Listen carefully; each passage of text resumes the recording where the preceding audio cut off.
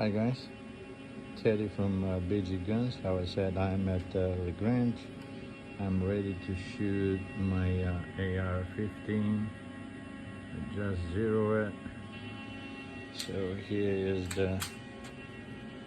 it is a retro style.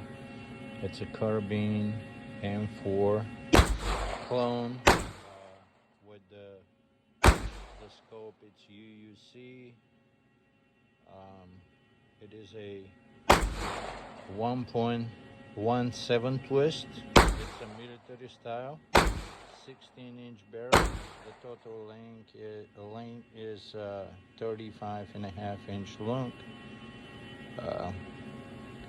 So now we're good. I'm using a 5.56, 55 grand. So we are ready to start shooting, and I'm going to show you the result shortly. Hope everything's going to be okay.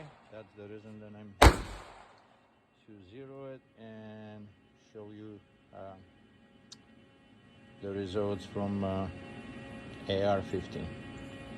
Appreciate it, and you're going to see the results sooner.